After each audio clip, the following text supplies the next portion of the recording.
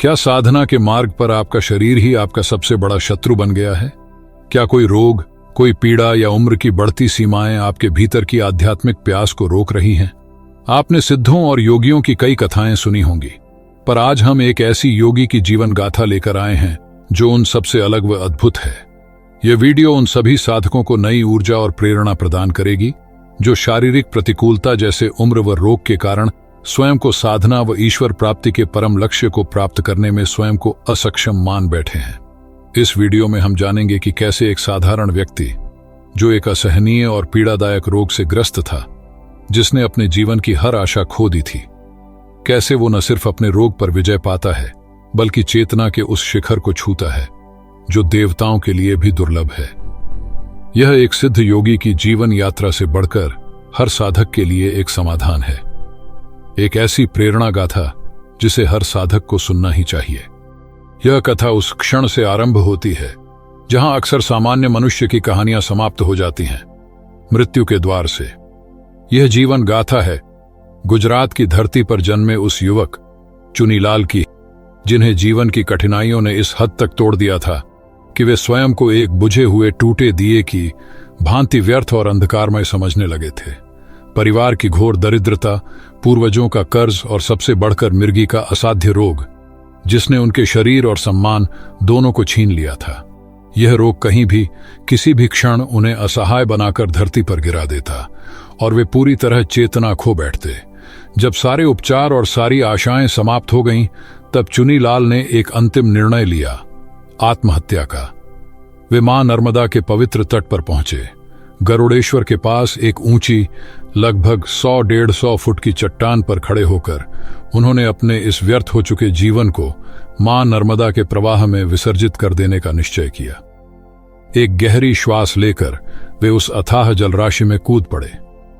परंतु जिसे स्वयं परमात्मा ने किसी विशेष कार्य के लिए चुना हो, उसे भला मृत्यु कैसे स्वीकार कर सकती है? जैसे ही उनके पांवों ने नर्मदा के शीतल कोमल जल का स्पर्श किया, एक चमत्कार घटित हुआ। जल में से एक प्रचंड चक्रवात उठा, जिसने उनके शरीर को किसी खिलौने की तरह उछालकर वापस उसी चट्टान से भी कहीं दूर फेंक दिया। उस चक्रवात के घूमते हुए केंद्र में चुनीलाल को मां नर्मदा के अद्भुत, अलौकिक और संपूर्ण पारदर्शी स्वरूप के दर्शन हुए। यह कोई भौतिक स्वरूप नहीं बल्कि एक दिव्य चेतना की साक्षात अनुभूति थी। इस चमत्कार ने उन्हें मृत्यु के मुख से वापस खींच लिया था। उनके भीतर एक बिजली सी कौंधी, एक गहरा बोध जागा, by his grace I am meant for something. उनकी कृपा से मेरे जीवन का कोई विशेष उद्देश्य है।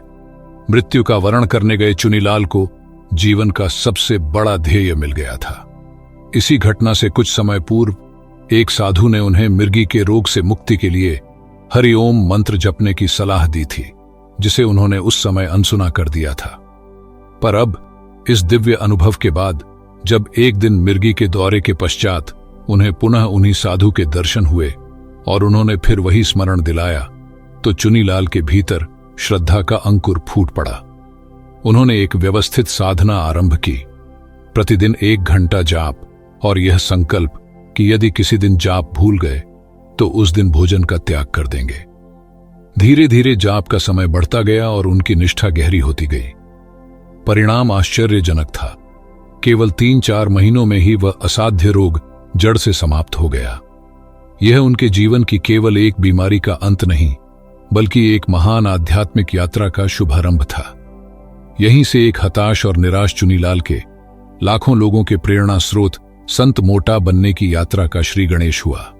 जिस महापुरुष को आज दुनिया संत मोटा के नाम से जानती है, उनका जन्म 4 सितंबर सन 1898 को बड़ोदरा के सावली गांव में एक अत्यंत निर्धन रंगरेज परिवार में हुआ था।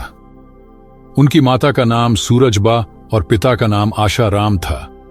शनिवार को जन्म होने के कारण बचपन में लोग उन्हें शनिया कहकर पुकारते थे।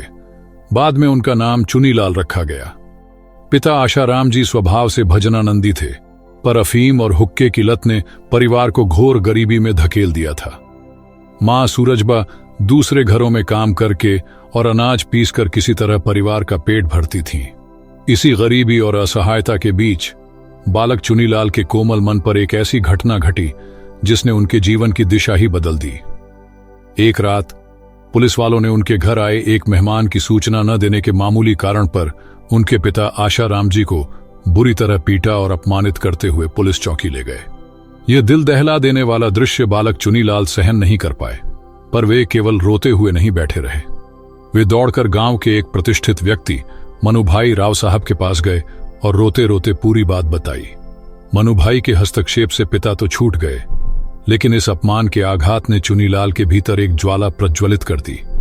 उन्होंने यह गांठ बांध ली कि दुनिया में गरीबों की कोई इज्जत नहीं, हर कोई उन्हें अपमानित करता है। इस अपमान से बचने के लिए पढ़ना होगा और तहसीलदार जैसा बड़ा अफसर बनना होगा ताकि हर कोई सम्मान करे। बड़ा आदमी बनने का यही संकल्प उनकी प्रेरणा बन गया। अपनी पढ़ाई का खर्च निकालने के लिए उन्होंने एक व्यापारी की दुकान पर काम करना शुरू कर दिया। सेठ ने उन्हें अनाज तौलते समय चालाकी से हर मन पर 2-2.5 सेर अनाज ज्यादा तौलने की कला सिखाई, लेकिन बालक चुनीलाल के ज़मीर ने यह बेईमानी स्वीकार नहीं की। वे हमेशा सही तौलते। सेठ के धमकाने पर भी जब वे नहीं माने तो उन्हें नौकरी से निकाल दिया गया। सत्य और प्रामाणिकता के लिए नौकरी छोड़ देना, यह उनके महान चरित्र की पहली झलक थी। अब उनके जीवन का एकमात्र लक्ष्य था पढ़ाई करके अपने संकल्प को पूरा करना। लेकिन नियति ने उनके लिए कुछ और ही सोच रखा था। गांधी जी के स्वतंत्रता संग्राम के आह्वान ने उनके जीवन में एक नया मोड़ ला दिया।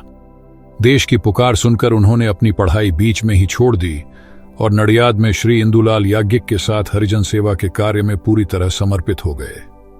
तहसीलदार बनने का सपना पीछे छूट गया और देश सेवा का व्रत जीवन का ध्येय बन गया। गुरु कृपा की प्राप्ति और साधना पथ का आरंभ, हरिओम मंत्र के जाप से मिली आरोग्यता ने चुनीलाल के जीवन में श्रद्धा का बीज बो दिया था। अब तक उनका जीवन कर्म और सेवा को समर्पित था, पर नियति उन्हें भक्ति और ज्ञान के गहन पथ पर ले जाने वाली थी। उनके भीतर एक नई बेचैनी ने जन्म लिया था, एक आध्यात्मिक प्यास जिसे सांसारिक सेवा से बुझाया नहीं जा सकता था। गुरु की आवश्यकता अब अनिवार्य हो गई थी, और जब शिष्य तैयार होता है तो गुरु स्वयं प्रकट हो जाते हैं। एक दिन उनके एक मित्र हरिप्रसाद कंठारिया अहमदाबाद से एक रहस्यमयी संदेश लेकर आए। उन्होंने बताया, अहमदाबाद में साबरमती के किनारे एक सिद्ध अवधूत बाल योगी महाराज पधारे हैं। वे एक बालक की तरह मस्ती में रहते हैं, पर वे अंतर्यामी हैं और वे बार बार तुम्हारा नाम लेकर पुकार रहे हैं। नडियाद से चुनीलाल भगत को बुलाओ। ये बुलावा चुनीलाल के हृदय में एक अनजाने आकर्षण की तरह गूंजने लगा। वे उस संत को नहीं जानते थे, पर यह पुकार ऐसी थी जिसे अनसुना नहीं किया जा सकता था। वे अहमदाबाद पहुंचे और बाल योगी महाराज के दर्शन किए, जो असीम शक्ति, स्फूर्ति और आनंद की साक्षात बाल मूर्ति थे। महाराज ने उन्हें देखते ही स्नेह से कहा, आ गया बच्चा, मैं तुझे दीक्षा देने ही तो आया हूं। इसके बाद जो हुआ वह गुरु की अद्भुत लीला थी। कई दिनों तक महाराज ने चुनीलाल को अपने पास रखा और दिन भर में शेर भर मिठाइयां और भोजन खिलाते रहे। आश्चर्य यह था कि चुनीलाल वह सब कुछ सहजता से पचा जाते। यह उनकी देह शुद्धि और पात्रता निर्माण की एक दिव्य प्रक्रिया थी। कुछ समय पश्चात वसंत पंचमी के पावन दिन गुरु स्वयं अपने शिष्य को दीक्षा देने नडियाद पधारे। उन्होंने एक असंभव सी मांग रखी, मुझे दीक्षा के लिए एक बड़ा बंगला चाहिए जो एकांत में हो और जिसके पास जलाशय हो। चुनीलाल जैसे निर्धन सेवक के लिए यह असंभव था, पर गुरु कृपा जब बरसती है तो सारे विधान स्वयं बन जाते हैं। रास्ते में उन्हें कासम सेठ मिले, जिन्होंने अपनी चिंता का कारण पूछते ही अपनी हाजी मंजिल हवेली की चाबी उन्हें सौंप दी, जो गुरु की बताई हर शर्त को पूरा करती थी। उस एकांत बंगले में गुरु ने चुनीलाल को ध्यान में बैठने का आदेश दिया। चुनीलाल ने बहुत प्रयास किया, पर उनका मन शांत नहीं हो रहा था। जब 3 प्रयासों के बाद भी मन के विचार नहीं थमे, तो बाल योगी जी गरजे, अभी भी विचार आते हैं, और उन्होंने पास पड़ी एक 7-8 इंच लंबी लोहे की कील उठाकर पूरी शक्ति से चुनीलाल के भ्रूमध्य आज्ञा चक्र पर दे मारी। इस प्रचंड आघात से चुनीलाल सीधे 3 दिनों के लिए निर्विचार समाधि में चले गए। जब उनकी चेतना लौटी तो उन्हें लगा कि केवल कुछ ही मिनट बीते हैं। उन्होंने देखा कि उनके गुरु स्वयं उनके हाथ पैर दबा रहे थे। यह एक गुरु का अपने शिष्य पर किया गया सबसे बड़ा कृपा प्रहार था, जिसने उनके मन को एक क्षण में शांत कर दिया था। दीक्षा के बाद गुरु ने उन्हें साधना के 4 स्तंभ दिए: अभय, नम्रता, मौन और एकांत, और आदेश दिया कि साधना घर में नहीं, श्मशान जैसे भयंकर स्थानों पर करनी है। गुरु आज्ञा को शिरोधार्य कर चुनीलाल ने कठोर साधना आरंभ कर दी। वे रातें नडियाद के श्मशान में बिताने लगे। नींद पर विजय पाने के लिए वे स्वयं को पेड़ से बांधकर पूरी रात हरिओम के अखंड जाप में लीन रहते। बाल योगी महाराज ने उन्हें बताया कि वे तो केवल एक दूत हैं। उनके परम गुरु तो साईखेड़ा के परम समर्थ सद्गुरु श्री केशवानंद जी महाराज हैं, जो धूनी वाले दादा के नाम से विख्यात थे। गुरु की आज्ञा पाकर चुनीलाल अपनी नौकरी से त्यागपत्र देकर सांसारिक बंधनों से मुक्त होकर दादाजी के दर्शन के लिए निकल पड़े। धूनी वाले दादा एक दिगंबर अवधूत थे, जो दिन रात जलती धूनी के समक्ष बैठे रहते और अक्सर अत्यंत कटु भाषा में बात करते। प्रारंभ में उनके इस स्वरूप को देखकर चुनीलाल के मन में शंका हुई, पर शीघ्र ही उन्हें दादाजी के अंतर्यामी और परम करुणामयी स्वरूप का बोध हो गया। दादाजी ने उन्हें आशीर्वाद दिया और कहा, तुम्हें यहां रहने की आवश्यकता नहीं, संसार में रहकर ही अपना काम करो। जब भी कठिनाई में मुझे पुकारोगे, मैं उपस्थित हो जाऊंगा। इन 2 महान गुरुओं की कृपा का अमृत पीकर चुनीलाल भगत की साधना को एक अपूर्व वेग और एक निश्चित दिशा मिल गई। एक साधारण सेवक अब एक निष्ठ साधक बन चुका था। गुरुदेव की विचित्र इच्छा। संत मोटा के गुरु श्री बाल योगी जी महाराज की लीलाएं और उनके सिखाने का ढंग अत्यंत निराला था। वे शास्त्रों से नहीं, बल्कि सीधे जीवन के अनुभवों से अपने शिष्य को गढ़ रहे थे। एक दिन उन्होंने मोटा जी से एक विचित्र हठ पकड़ ली। बच्चा, मुझे एक मगरमच्छ देखने को ले चल। मोटा जी चकित रह गए। नडियाद के आसपास भला मगरमच्छ कहां मिलता? उन्होंने बहुत सोचा और अनुमान लगाया कि शायद गुरुदेव डाकोर तीर्थ के गोमती घाट पर मौजूद विशाल कछुओं को ही मगरमच्छ कह रहे हैं। वे बड़े उत्साह से अपने गुरु को डाकोर ले गए। वहां उन्होंने पानी में कुछ कुरमुरे डाले और जैसे ही विशाल कछुए सतह पर आए, वे बोले, प्रभु देखिए, यही हैं वे मगरमच्छ। यह सुनते ही बालयोगी जी क्रोध से भर गए और उन्हें डांटते हुए बोले, अरे साला, कैसा गधा जैसा है बेवकूफ, तेरे में अक्ल नहीं। मोटा जी समझ गए कि वे कुछ गहरी भूल कर रहे हैं। तभी बालयोगी जी ने पास ही में मैले कुचैले वस्त्रों में लेटे एक अलमस्त फकीर की ओर उंगली उठाकर कहा, देखा, वह रहा मगरमच्छ। मोटा जी अवाक रह गए। वह फकीर, जिन्हें लोग मस्तराम कहते थे, एक पहुंचे हुए सिद्ध पुरुष थे। बाल योगी जी मोटा जी को लेकर उनके पास गए। दोनों सिद्धों के बीच कुछ ऐसी रहस्यमयी बातें हुईं जो मोटा जी की समझ से परे थीं। अंत में बाल योगी जी ने उस फकीर मस्तराम जी से कहा, यह लड़का प्रभु के पावन पथ पर है। अब मैं यहां से बहुत दूर जा रहा हूं। जब भी इसे साधना में कोई कठिनाई हो और यह तुम्हारे पास आए तो इसे सीधा रास्ता दिखाना। बाद में मोटा जी को समझ आया कि योगियों की भाषा में मगरमच्छ उस सिद्ध संत को कहते हैं जिसने अपने प्राणों पर विजय पाली हो और जो मगरमच्छ की ही तरह अपनी चेतना में लंबे समय तक अंतर्मुखी होकर डूबा रह सकता हो। इस अद्भुत लीला के माध्यम से उनके गुरु ने न केवल उन्हें एक गूढ़ यौगिक रहस्य समझाया, बल्कि भविष्य में उनके मार्गदर्शन के लिए एक और सिद्ध गुरु का द्वार भी खोल दिया। यह थी एक सद्गुरु की अपने शिष्य के प्रति असीम करुणा और दूरदृष्टि। साधक की अग्नि परीक्षा। साधना का मार्ग फूलों की सेज नहीं, बल्कि तलवार की धार पर चलने जैसा है। गुरु कृपा का पात्र बनने के पश्चात साधक को अनेक अग्नि परीक्षाओं से गुजरना पड़ता है, जो उसके अहंकार, आसक्ति और देह अभिमान को भस्म कर उसे कुंदन की तरह शुद्ध बनाती है। संत मोटा का जीवन ऐसी ही कठोर परीक्षाओं की एक श्रृंखला थी। एक बार संत मोटा को उनके गुरु ने एक अत्यंत विचित्र और भयंकर साधना का आदेश दिया। उनके मानस पटल पर एक दृश्य उभरा। मध्य प्रदेश में नर्मदा का प्रसिद्ध धुआंधार जलप्रपात, जहां नदी का विशाल प्रवाह प्रलयंकारी गर्जन के साथ ऊंचाई से गिरता है और उस गिरते हुए जल के पर्दे के पीछे छिपी हुई एक रहस्यमयी गुफा। आदेश था, तुम्हें 21 दिन तक उसी गुफा में बैठकर साधना करनी है। गुरु आज्ञा शिरोधार्य कर मोटा जी जबलपुर पहुंचे, पर लीला देखिए, स्टेशन पर उतरते ही किसी ने उनकी जेब काट ली। वे एक अपरिचित शहर में सर्वथा निस्सहाय और धनहीन हो गए। यह साधना की पहली परीक्षा थी, अहंकार के विसर्जन की। जिस व्यक्ति के भीतर ब्रह्मांड समाने की क्षमता थी, वह एक सेठ के घर में बर्तन मांजने और कपड़े धोने का काम करने लगा।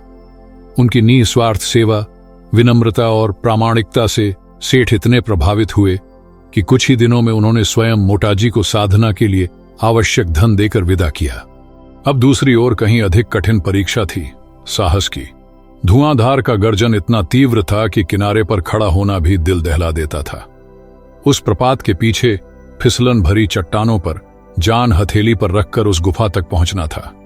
मोटाजी ने अपने प्राण गुरु को सौंप दिए और किसी तरह उस गुफा में प्रवेश कर गए। वहां उन्होंने 21 दिनों तक कठोर साधना की। भोजन की व्यवस्था एक बकरी चराने वाले के माध्यम से हुई, जो रोज एक लंबी डोरी के सहारे बांस से बांधकर भोजन की एक पोटली गुफा तक लटकाता था। उस पोटली को पकड़ने के लिए 1 इंच भी आगे झुकने का अर्थ था सीधा मृत्यु के मुख में समा जाना।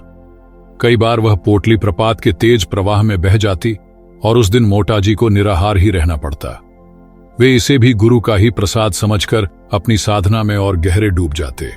इस अद्भुत प्रसंग से स्पष्ट हो जाता है कि संत मोटा के लिए साधना किसी आसन पर बैठकर कुछ घंटे मंत्र जपने तक सीमित नहीं थी। उन्होंने हमें सिखाया कि सच्ची साधना परिस्थितियों से भागने में नहीं, बल्कि उन्हें प्रभु का प्रसाद मानकर स्वीकार करने में है। धुआंधार का प्रलयंकारी शोर उनका संगीत बन गया, भूख की पीड़ा उनके लिए तप बन गई और मृत्यु का भय गुरु स्मरण में विलीन हो गया। उनके लिए जीवन ही साधना का मैदान था और हर चुनौती उस परम सत्ता के और निकट जाने का एक अवसर। जब गुरु ने भरे बाजार दिया एक विचित्र आदेश, गुरु की कसौटी केवल शारीरिक सहनशक्ति तक ही सीमित नहीं थी, वह तो अहंकार की जड़ पर प्रहार करती थी। एक दिन संत मोटा कराची के एक भीड़ भरे बाजार से गुजर रहे थे। चारों ओर सांसारिक कोलाहल था, लोग अपनी अपनी दुनिया में व्यस्त थे। तभी अचानक उस भीड़ में से उनके गुरुदेव एक अलौकिक तेज के साथ उनके समक्ष प्रकट हो गए। मोटाजी कुछ कह पाते, इससे पहले ही गुरुदेव ने अपनी भेदक दृष्टि से उन्हें देखा और एक ऐसी आज्ञा दी जो किसी भी सामान्य व्यक्ति के प्राण सुखा दे। उन्होंने शांत मगर दृढ़ स्वर में कहा, अब इसी क्षण निर्वस्त्र होकर यहां से अपने घर तक पैदल जा। एक क्षण के लिए बाजार का शोर थम सा गया। एक सामान्य व्यक्ति के लिए यह आज्ञा मृत्यु से भी अधिक भयंकर थी। यह सामाजिक प्रतिष्ठा और लोक लज्जा की हत्या थी। पर एक सच्चे साधक के लिए यह अहंकार की अंतिम आहुति देने का निमंत्रण था। मोटाजी के भीतर कोई द्वंद्व नहीं हुआ, कोई तर्क वितर्क नहीं उठा। उनके लिए गुरु का वचन ही परम सत्य था, अंतिम विधान था। अगले ही पल बिना किसी हिचकिचाहट के उन्होंने अपने शरीर से वस्त्र उतारने शुरू कर दिए और उन्हें गुरु के चरणों में समर्पित कर दिया। अब वे दिगंबर स्वरूप में उस भीड़ भरे बाजार के बीच खड़े थे, बाहर से पूर्णतः नग्न, पर भीतर से गुरु आज्ञा के अभेद्य कवच से ढके हुए। लोगों की हैरान, घृणा और उपहास भरी नजरें उन पर पड़ी, पर वे उन्हें भेद न सकी। वे एक ऐसी दिव्य मस्ती में, एक ऐसी आंतरिक समाधि की अवस्था में अपने घर की ओर चल पड़े जहां संसार का मान अपमान अर्थहीन हो चुका था। यह उनके मैं का विसर्जन था। इस एक आज्ञा के पालन ने उनके भीतर बैठे लोक लज्जा के अंतिम संस्कार को भी भस्म कर दिया था। यह गुरु की वह लीला थी जो शिष्य को संसार के हर बंधन से मुक्त कर उसे परमहंस की अवस्था के लिए तैयार कर रही थी। इस घटना के कुछ दिन पश्चात जब संत मोटा अपने एकांत में साधना में लीन थे, तभी उनके गुरुदेव पुनः उनके समक्ष प्रकट हुए। इस बार उनकी आंखों में परीक्षा की कठोरता नहीं, बल्कि एक शिष्य के सफल होने पर गुरु के हृदय में उमड़ने वाला असीम वात्सल्य और प्रसन्नता थी। उन्होंने मोटाजी के सिर पर अपना वरदहस्त रखकर कहा, बच्चा, तू जीत गया। जिसने भरे बाजार में अपनी मान प्रतिष्ठा को मेरे एक वचन पर उतार फेंका, उसे अब संसार का कोई बंधन नहीं बांध सकता। आज तूने अपने अहंकार की अंतिम आहुति दे दी है। जा, मेरा समस्त आशीर्वाद तेरे साथ है। अब तुझे कोई मान अपमान स्पर्श नहीं कर सकेगा। गुरु के यह वचन केवल शब्द नहीं, बल्कि एक शक्तिपात थे जिसने मोटाजी को सदा के लिए निर्भय और समदर्शी बना दिया। उस कठोर परीक्षा का ऐसा अमृतमय फल पाकर उनका हृदय कृतज्ञता से भर गया। एक बार संत मोटा शिरडी के पास साकोरी में स्थित महान अवधूत उपासनी महाराज के दर्शन हेतु पहुंचे। बाबा ने उन्हें अपने पास एक पिंजरे के बाहर बैठने का आदेश दिया। बैठते ही मोटाजी एक विचित्र शक्ति के अधीन हो गए। वे अपनी इच्छा से उस स्थान से उठ नहीं पा रहे थे। अगले कई दिनों तक उन्हें उसी स्थान पर मलमूत्र का त्याग करना पड़ा, जिससे उनके चारों ओर गंदगी का ढेर लग गया। दर्शन करने आए लोग उन्हें ढोंगी समझकर उन पर ईंट पत्थर फेंकते और अपमानित करते। बाह्य रूप से वे नरक जैसी स्थिति में थे, परंतु आंतरिक रूप से वे एक गहरी समाधि अवस्था में थे। वे साक्षी भाव से देख रहे थे कि यह शरीर उनका नहीं, किसी और का है और उसकी शुद्धि हो रही है। कई दिनों के इस मौन उपवास और अपमान के बाद स्वयं उपासनी महाराज ने उन्हें पीने के लिए गर्म पानी और खाने के लिए सूखी रोटी का टुकड़ा दिया। इस अत्यंत कठिन परीक्षा से पार उतरने के बाद बाबा ने उन्हें आशीर्वाद दिया, अब तेरी यह स्थिति सदा जीवंत रहेगी। एक बार बोधाल हरिजन आश्रम में रात को खेत में सोते समय एक विषैले सर्प ने मोटाजी की जांघ पर डस लिया। विष तेजी से शरीर में फैलने लगा और वे चेतना खोने लगे। तभी उन्हें बुजुर्गों द्वारा कहे गए यह वचन याद आए कि सर्पदंश के रोगी को मार मार कर भी जगाए रखना चाहिए। जीवन बचाने की प्रबल इच्छा और गुरु में अटूट श्रद्धा के साथ उन्होंने पूरी शक्ति से हरिओम का जाप शुरू कर दिया। एक ओर मृत्यु का विष उन्हें बेहोशी की ओर खींच रहा था, तो दूसरी ओर नाम स्मरण की शक्ति उन्हें जगाए हुए थी। लगभग 76 घंटों के इस जीवन मृत्यु के संघर्ष के बाद जब उन्हें अस्पताल ले जाया गया तो डॉक्टरों ने चमत्कारिक रूप से उनकी जान बचा ली। यह सर्पदंश एक श्राप के रूप में आया था, पर वरदान बन गया। इस घटना से पहले वे अधिकतम 16 घंटे तक ही अखंड जाप कर पाते थे, परंतु इस घटना के बाद उनका जाप अजपा जाप में परिवर्तित हो गया, जो बिना प्रयास के श्वास प्रश्वास के साथ 24 घंटे निरंतर चलता रहता है। ब्रह्मचर्य के लिए अग्नि साधना। साधना में ब्रह्मचर्य की प्रतिष्ठा के लिए उन्होंने एक और कठोर तप किया। चैत्र मास की प्रचंड गर्मी में वे नर्मदा किनारे एक तपते हुए पत्थर पर नग्न होकर बैठते और अपने चारों ओर उपलों की 63 धूनियां जला लेते। 28 दिनों तक चले इस अग्नि अनुष्ठान में वे केवल नियम का रस पीकर रहे। इस उग्र तपस्या ने उनके शरीर और मन को इस प्रकार शुद्ध कर दिया कि ब्रह्मचर्य उनके लिए सहज स्वभाव बन गया। इन परीक्षाओं ने संत मोटा को भीतर से रूपांतरित कर दिया। प्रत्येक कसौटी उनके संकल्प को और दृढ़ करती गई और उन्हें उस परम सत्य के और निकट ले गई जिसकी उन्हें खोज थी। द्वैत से अद्वैत का साक्षात्कार। वर्षों की कठोर साधना और अग्नि परीक्षाओं के पश्चात संत मोटा अब अपनी आध्यात्मिक यात्रा के शिखर पर पहुंच रहे थे। उनका अंतःकरण शुद्ध हो चुका था और अब वे उस परम सत्ता के प्रत्यक्ष अनुभव के अधिकारी बन चुके थे, जिसके लिए उन्होंने अपना सर्वस्व समर्पित कर दिया था। सन 1934 में उन्हें पहली महान अनुभूति हुई, द्वैत का साक्षात्कार। उन्हें भगवान श्री कृष्ण के प्रत्यक्ष दर्शन हुए। यह कोई पार्थिव या भौतिक शरीर नहीं था, बल्कि परम सौंदर्य और अपार तेज से परिपूर्ण एक सदेह कृष्ण का अलौकिक दर्शन था। वे लिखते हैं, वह दर्शन अवर्णनीय था। सौंदर्य ही सौंदर्य। वे स्थिर नहीं थे, बल्कि चलते फिरते, खेलते हुए, पल में पास आते और पल में दूर जाते हुए अनुभव होते थे। कभी कभी वे शरीर के भीतर प्रवेश कर विभिन्न अंगों का परिसंस्कार करते हुए प्रतीत होते। इस सगुण साक्षात्कार ने उनके हृदय को दिव्यता के प्रति एक ऐसे अगाध प्रेम और आकर्षण से भर दिया जो फिर कभी कम नहीं हुआ। उनका संपूर्ण अस्तित्व कृष्णमय हो गया था।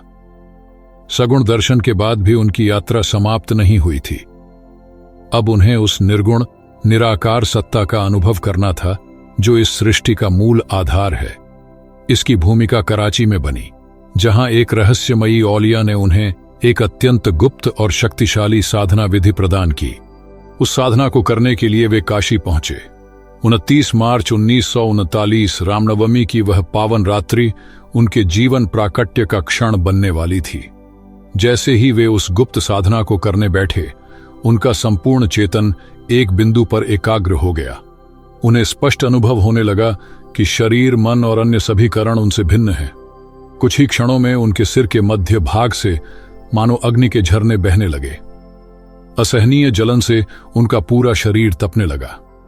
छाती, जीभ और पेट के नीचे का भाग मानो पूरी तरह जल गया हो, ऐसा उन्हें प्रतीत हुआ। वे लगभग बेहोश होकर गिर पड़े और फिर उसी क्षण वह परम घटना घटी। वे लिखते हैं, मानो कि करोड़ों सूर्यों का प्रकाश आसपास फैलकर शरीर में भी प्रविष्ट हो गया। उस दिव्य प्रकाश के अनुभव के साथ ही वे महासमाधि में लीन हो गए। जब वे इस अवस्था से बाहर आए तो उन्होंने पाया कि उनके शरीर का गुह्य भाग और आसपास का कुछ हिस्सा सचमुच जल गया था। उस क्षण से ही उनकी मुक्त दशा का प्रारंभ हो चुका था। उनके भीतर से यह स्वतः स्फूर्त उद्घोष प्रकट हुआ, मैं सर्वत्र विद्यमान हूं। यह अद्वैत का साक्षात्कार था। द्वैत की यात्रा पूरी हो चुकी थी। भक्त और भगवान का भेद मिट चुका था। एक साधारण रंगरेज का बेटा चुनीलाल अब आत्म साक्षात्कार की उस परम अवस्था को प्राप्त कर चुका था जहां केवल एक ही सत्ता शेष रहती है, सर्वव्यापी सच्चिदानंद ब्रह्म। कर्मयोगी संत, समाज सेवा की अविरल गंगा। आत्म साक्षात्कार के परम शिखर पर पहुंचने के बाद संत मोटा किसी गुफा या एकांत में विलीन नहीं हो गए। उनके सद्गुरु श्री धूनी वाले दादाजी ने उन्हें एक स्पष्ट आदेश दिया था, समाज से धन लेकर समाज को ही मौलिक कार्यों के लिए लौटा दे, तुझे समाज को बैठा करना है। गुरु के इसी आदेश को अपने जीवन का ध्येय बनाकर संत मोटा ने एक कर्मयोगी के रूप में अपनी नई यात्रा आरंभ की। संत मोटा ने अनुभव किया था कि साधना के मार्ग पर एकांत और मौन का कितना अधिक महत्व है। इसी विचार से उन्होंने एक मौलिक और अभूतपूर्व कार्य का आरंभ किया, मौन मंदिरों की स्थापना। नडियाद और सूरत में उन्होंने हरिओम आश्रम स्थापित किए, जहां किसी भी जाति या धर्म का साधक एक निश्चित अवधि के लिए पूर्ण एकांत और मौन में रहकर अपनी आध्यात्मिक साधना कर सकता था। इन मौन मंदिरों में साधक को एक अंधकारमय शांत कमरा दिया जाता है, जहां भोजन भी एक छोटी सी खिड़की से पहुंचाया जाता है ताकि उसकी एकांतता में कोई विघ्न न पड़े। यह स्थान साधक को बाहरी दुनिया से पूरी तरह अलग कर अपने भीतर गहरे उतरने का, आत्म मंथन करने का एक दुर्लभ अवसर प्रदान करता है। गुरु के आदेशानुसार समाज के उत्थान के लिए धन एकत्र करने हेतु संत मोटा जी ने स्वयं को पूरी तरह समर्पित कर दिया। वे लोगों का निमंत्रण स्वीकार कर उनके घर भोजन के लिए जाते और बदले में जो भी दक्षिणा मिलती उसे समाज कार्य के लिए रख लेते। अनेक कष्टकारी रोगों से ग्रस्त होने के बावजूद वे दिन रात यात्रा करते रहे। उनकी निस्वार्थ भावना और प्रामाणिकता को देखकर लोगों ने उन पर अपना सर्वस्व न्योछावर कर दिया। देखते ही देखते यह दान एक अविरल गंगा के रूप में बह निकला। अपने जीवन काल में उन्होंने 1 करोड़ से भी अधिक की धनराशि एकत्र कर समाज को लौटाई और उनके देह त्याग के पश्चात भी यह प्रवाह आज तक जारी है। संत मोटाजी केवल एक ध्यान योगी संत नहीं थे, वे एक महान कर्मयोगी थे। उन्होंने अपने आत्म साक्षात्कार की परम अनुभूति को समाज की सेवा और उत्थान के कार्य में रूपांतरित कर दिया। उनका जीवन और कार्य गुरु आज्ञा के पालन और निस्वार्थ कर्मयोग का एक ज्वलंत उदाहरण है। संत मोटा जी का जीवन एक व्यक्ति की कहानी नहीं, बल्कि मानवीय चेतना की सर्वोच्च संभावनाओं का एक जीता जागता महाकाव्य है। उनका जीवन हमें सिखाता है कि परिस्थितियां कितनी भी विकट क्यों न हों, घोर अंधकार में भी पुरुषार्थ और श्रद्धा का एक छोटा सा दीपक जलाया जाए तो परम प्रकाश को पाया जा सकता है। उन्होंने यह प्रमाणित किया कि आध्यात्मिकता संसार के कर्मों से पलायन नहीं, बल्कि कर्म को ही साधना में रूपांतरित कर देने की कला है। उन्होंने एक साथ एक गृहस्थ, एक समाज सेवक और एक गहन योगी की भूमिका निभाई और दिखाया कि हर कर्म को ईश्वर को समर्पित कर इसी जीवन में मुक्ति को पाया जा सकता है। संत मोटा जी का स्थापित किया कोई वाद या संप्रदाय नहीं है, उनका तो केवल एक संदेश है, प्रेम, सेवा और अखंड स्मरण का। उनके द्वारा स्थापित मौन मंदिर आज भी अनगिनत साधकों को आत्मखोज के लिए एक शांत आश्रय प्रदान करते हैं। उनके द्वारा प्रवाहित दान गंगा आज भी समाज के सबसे पिछड़े वर्गों तक पहुंचकर शिक्षा और संस्कार का प्रकाश फैला रही है। देह त्यागने से पूर्व उनका अंतिम उद्घोष था, मैं सर्वत्र विद्यमान हूं। और यह सत्य है, आज भी जो कोई सच्चे हृदय से उन्हें पुकारता है वह उनकी कृपा और मार्गदर्शन की जीवंत अनुभूति करता है। उनका जीवन एक ऐसा प्रकाश स्तंभ है जो निराशा में डूबे मनों को आशा, साधकों को दिशा और मानवता को सेवा का मार्ग दिखाता है। वे एक व्यक्ति नहीं, एक अमर चेतना है जो आज भी लाखों लोगों को प्रेरित कर रही है। तो आज की इस दिव्य चर्चा में बस इतना ही। आपको यह वीडियो कैसी लगी? अपने विचार हमें नीचे कमेंट में जरूर बताइए। यदि यह जानकारी आपको उपयोगी लगी हो तो इसे अपने प्रियजनों तक पहुंचाएं ताकि अधिक से अधिक लोग इस ज्ञान से लाभान्वित हो सकें और यदि आप हमारे चैनल पर नए हैं तो इसे सब्सक्राइब करना न भूलें, ताकि ऐसे ही प्रेरणादायक विषयों से आप जुड़े रहें। फिर मिलेंगे अगली वीडियो में, तब तक के लिए धन्यवाद।